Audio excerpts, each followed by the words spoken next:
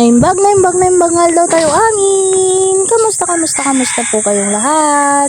Sana po nasa mabuti kayong kalagayan saan man panig yung mundo naroon. For today's video po ay tayo muna ay magwawalis dahil kakatapos lang po nating maglako. So ayun, kakarating lang po namin ni Kuya Lito. Tayo naman po ay maglilinis dito sa harap ng pinapatayo nating dream house.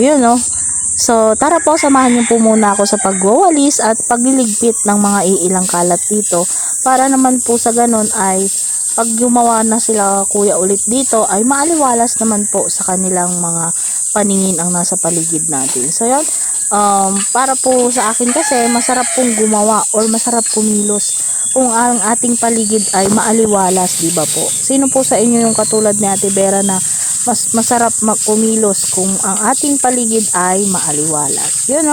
So ayan, nagwawalis lang po tayo at kung makikita nyo po napakagabok kasi halo-halo po ang ano rito. Yung iba po kasi magabok dito kasi may mga buhangin at the same time yung ibang mga pinaghaluan po ng semento ay nandito pa po, hindi pa po nababasa ulit kaya magabok pa po. So ayan, dito na po natin dadakutin yung ating mga winalis. At ito naman pong sako na to na maliit na pinag-anuhan ng semento ay itatabi ko po muna at magagamit po natin sa ibang pagkakataon tong sako na maliit na to.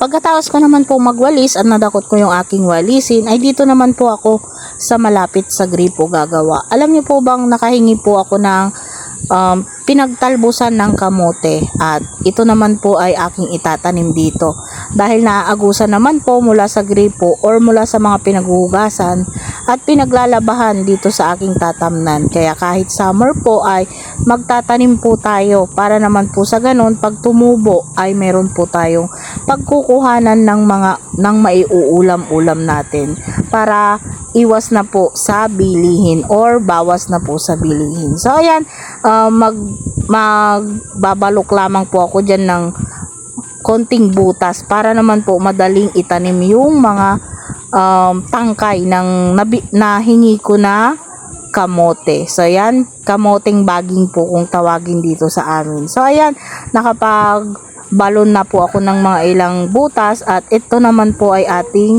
lalagyan nung tangkay ng nahingi nating kamote. Madali lamang naman pong tumubo yan, palibhasa dyan po sa pagtataniman ko ay merong laging tubig or laging basa dyan. So ganyan lang po yung ating tanim at madali naman pong tumubo yan. Yung aking hipag po pala dyan ay naglalaba sa may gripo.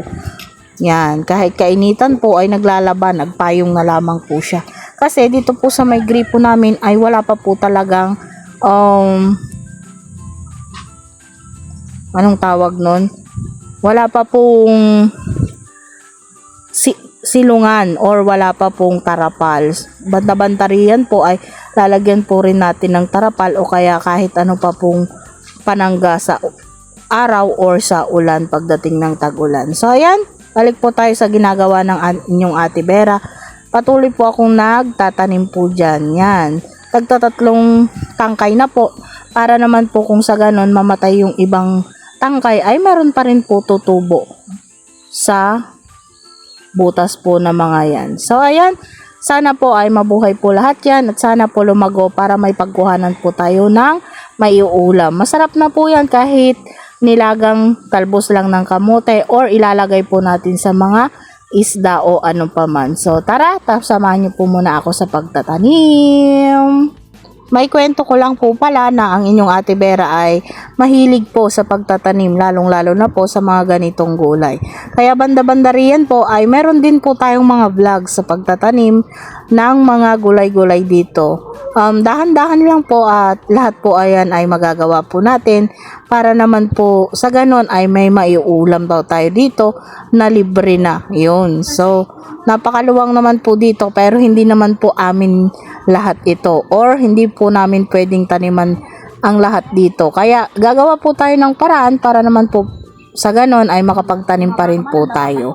Para naman po may pagkuhanan po tayo ng maiuulam. So ayun, balikan po kayo maya-maya kung ano pong mangyayari at magagawa po natin dito sa ating tanim. Kung lahat po neto ay maitatanim din po natin dito sa part na to.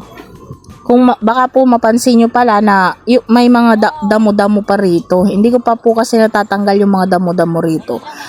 Pero tinanim ko na po tong mga kamote para po hindi na siya malanta ng tuluyan. Pero uunti-untiin ko na lang po itong mga damo dito para po matanggal. Para po yung sustansya ng lupa at yung tubig ay dito na lamang po sa ating mga tanim mapunta. At hindi na makaagaw yung mga damo dito. So ayan, tatanggalin ko na lamang po yan pagka may time na po tayo. Kasi mainit na po kaya ito na lang po muna inuna kong itanim kasi tanghaling tapot na po dyan kung hindi nyo mapapansin. So ayan, binibilisan ko na po at napakainit sadya dito sa ating pinagtataniman. Kaya yan, may kasama po kaming chikahan ng aking ipag kasi siya po ay naglalaba habang ako ay nagtatanim. Kaya napapahinto po ang inyong lingkod habang may ginagawa. So ayun na po, tapos na po yung ating pagtatanim. Naitanim po natin lahat yung ating hininging tangkay. At kukuha naman po tayo ng tubig at babasain lang po natin ng kapurat itong ating mga itinanim. Kapurat lamang po or kaunti lamang kasi basa pa naman po yung lupang pinagtaniman natin. Para lang naman po mabasa yung mga nilagay po natin or mga tinanim nating mga tangkay ng kamote. So ayan, habang ay nagchichikahin pa rin kami ng aking hipag. Alam nyo po bang sa kamote ay tamang ulam na yan at pwede na maiulam kahit may kamatis lamang at sibuyas at konting bagoong. O kaya naman po ay igigisa natin sa sardinas. Napakasarap na po niyan. Sold na ang isang kainan. Kaya inuna ko pong magtanim ng kamote kasi paborito po ng inyong lingkod ang kamote or talbos ng kamote. So ayan, binasa ko lamang po ng tigko konti para naman po mabasa yung ating itinanim. Balikan ko po kayo maya maya. So ayan, patapos na po ang ating didilig at pagtatanim. So, bago po matapos ang video na to, ay gusto ko lamang pong maglambing ulit sa inyo na paki-share naman po ng ating mga video para naman po dumami pa po ang manonood at madami pa ang ma-inspire sa mga katulad naming buhay mahirap dito sa probinsya or simpleng buhay probinsya. At yun, maraming salamat po in advance sa mga mag-share at sa mga magla-like po ay maraming salamat din po. At syempre sa mga nagko-comment, nagpapaalala lagi sa amin tungkol sa aming mga vlogs ay maraming salamat po. Diyos na po ang bahalang magbalik sa inyo ng inyong mga kabutihan at pagmamahal sa aming mag-asawa. Hindi lang po sa aming mag-asawa kundi sa aming buong pamilya. So, gusto ko rin po palang magpasalamat sa lahat ng nag-chat sa akin na nagpapaalala lalo pagka nalalagpasan ako ng upload. So yan, maraming salamat po sa inyong lahat at talagang hindi nyo pinapabayaan ang inyong lingkod na si Ate Vera at si Kuya Lito. At gusto ko rin po paling magpasalamat kay ate ko ng Japan. Thank you very much po ate ko ng Japan kasi nagpadala po siya ng 3,120 para sa amin ni Kuya Lito. Maraming salamat po at napakalaking tulong na po yun sa amin at maidadagdag po namin sa pambili ng materyales ng ating pinapagawang munting dream house. So yun, maraming salamat po muli ate ko ng Japan. So yun, syempre maraming salamat din po sa mga nagchat po sa akin na matatapos din pagdating ng araw yung ating dream house. Maraming salamat po sa inyong pagtsatsaga sa panonood sa amin.